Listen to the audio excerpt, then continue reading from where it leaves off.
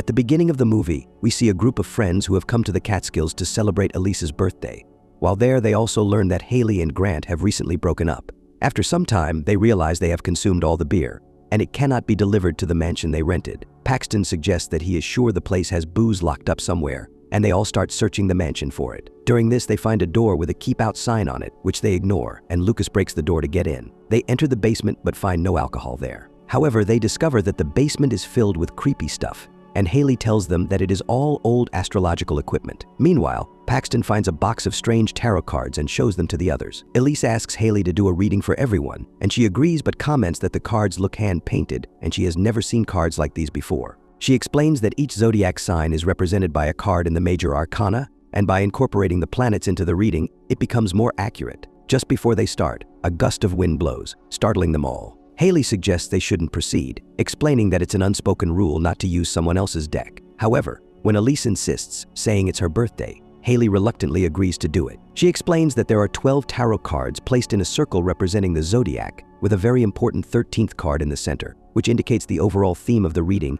and can provide clarity to the other cards. Elise, being a Libra, often has her curiosity leading her into the unknown. She is climbing the ladder towards success, but the High Priestess reversed is a warning to perhaps slow down. Rushing could cause her to slip up and suffer a crushing blow. Next, she does Madeline's reading and tells her that when she senses danger, she tends to run, which makes sense because her zodiac symbol is two fish swimming away from each other. However, this month, she should fight that urge and try not to get hung up on things. Meanwhile, when Paxton goes to the washroom, he notices a figure standing outside, but it disappears when the lights suddenly turn on. Here, Haley tells Paige that as a Virgo, she always wants to find logic in things, but this month, that might be challenging. Paige may feel like she is being pulled in two directions because the magician's bag of tricks is deceptive and will prevent her from seeing clearly. Paxton returns, and upon their request for Grant to have his card readings, he declines. Subsequently, Paxton opts for a card reading, during which Haley informs him that the reversed Fool card serves as a caution against acting impulsively. She advises him to remain close to those he trusts and warns him not to be startled if he feels confined or restricted. Next, she tells Lucas that as a Capricorn, he is a rule breaker, down to earth, and also sensitive.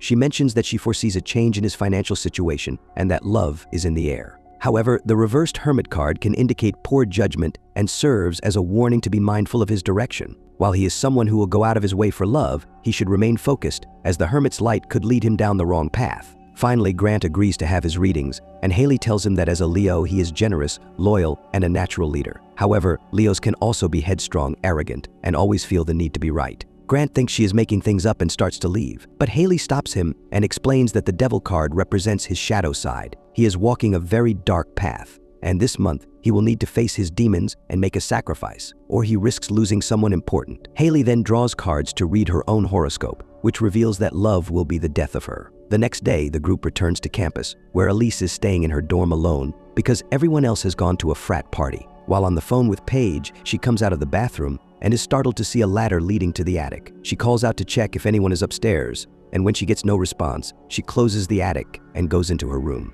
After some time, Elise is startled by a sound and hears someone laughing outside. Thinking that some girls have returned, she goes out to check and is shocked to see the ladder again. A figure briefly appears behind her before disappearing. Elise thinks Natalie and Claire are trying to scare her because she can hear someone running and laughing in the attic. She climbs the stairs to check, but when she doesn't see anyone there, she becomes a little scared, and suddenly, some movement increases her fear further. The dorm lights start flickering, and she hears someone laughing from downstairs, but she can't see anyone. When she looks back up, the atmosphere in the attic has changed.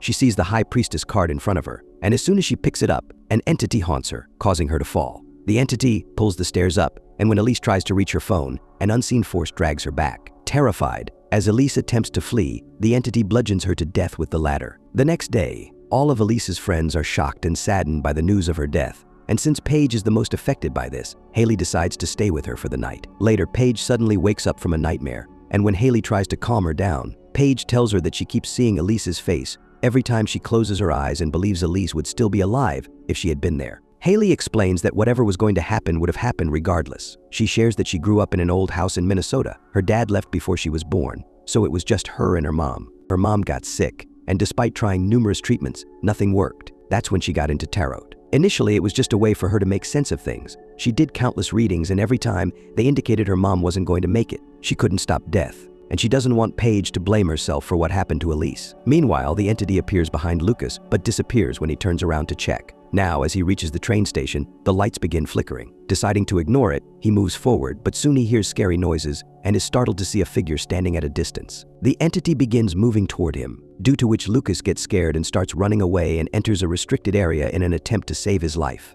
There, he steps on a newspaper that reads, "You die today," and is shocked to see his photo printed on it. As he tries to comprehend the situation, the horoscope that Haley had mentioned starts echoing around him, and before he can make sense of anything, the entity haunts him. In an attempt to save his life, Lucas boards a train and hides, but the entity haunts him again, leading to his death by a speeding train. The next day, the friends are shocked to learn about Lucas' death, and Paige suggests they stay together that night for safety. Haley observes that each death corresponds to the tarot readings, leading the group to suspect something is wrong with the deck, though Grant remains openly skeptical. Paxton suggests they need an expert or someone who understands what's going on, and when Haley searches about the dangers of horoscopes, they come across the name Alma Astron, an expert on the occult and tarot readings. They read an article and learn that a group of people in Mexico died after a reading. The group decides to visit Alma Astron, but she initially asks them to leave. Haley explains that their friends are dying because of their readings, and if they don't do something, they are going to die too. Hearing this, Alma opens the door. Haley explains that 2 of their friends have died exactly as their horoscopes predicted. Alma asks to see the deck,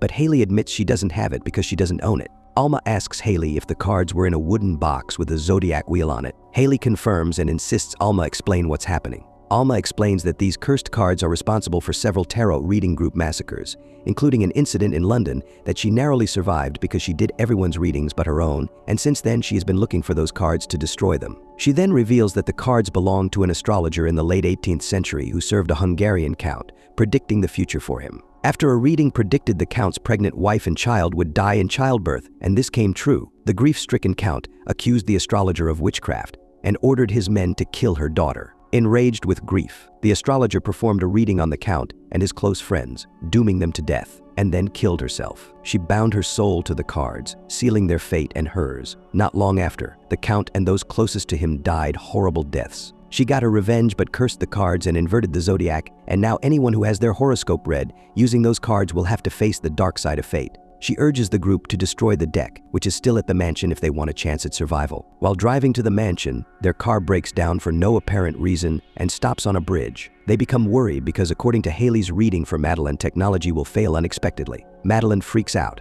and soon after, she notices a hanged man being drawn on the window. Terrified, Madeline runs out of the car, and the others sense an entity circling their vehicle. They then see the entity rushing toward Madeline with a rope, and meanwhile, when Haley tries to stop Madeline, suddenly a noose falls around Madeline's neck, and before she can react, the entity pulls her up. Grant and other reaches there, only to see Madeline's lifeless body hanging there before the entity pulls her up once again. They all get terrified and run away from there, and after going some distance, Paxton decides to leave, stating that he's done with all of this. On his way back to the campus, Paxton gets startled when he hears someone laughing, but finds no one when he turns around. Scared, he tries to flee, but to his horror, he sees the reflection of the fool on the door, and his terror intensifies when he sees the fool standing in the distance, staring at him. Paxton, terrified, enters the elevator to escape the danger, but notices the ascending numbers, and he is boxed in, just as Haley had described in his horoscope. As the door opens, Paxton finds the fool standing right in front of him, and before he can react, the fool enters the elevator and attacks Paxton, ultimately killing him. On the other hand, Paige books the mansion, and they revisit it. From a website, she reads that some cursed objects need to be physically destroyed, while others have a connection that needs to be severed, and the best way to remove an ancient curse from an object is through destruction by incineration. Haley throws the cards in the box into the fireplace to destroy them, but they are shocked to see that the cards are not burning. They call Alma for help and explain that something resembling the hanged man has killed their friend. Alma reveals that the astrologer embodies the cards like a shapeshifter, bringing the final outcome card to life. Alma tells them they need to turn what the astrologer created against her by separating the astrologer's spirit from the cards. She attempts to communicate with the astrologer, and after a while, she successfully summons her. Haley notices that Alma is bleeding, and Alma tells her she can't move. The astrologer then rises and takes control of the cards, and Alma explains that the astrologer is reading her horoscope. The astrologer draws the 6 of Swords, and soon after, Alma is dragged into the darkness. Terrified, the friends try to flee, but their horror intensifies when Alma's lifeless body falls in front of them.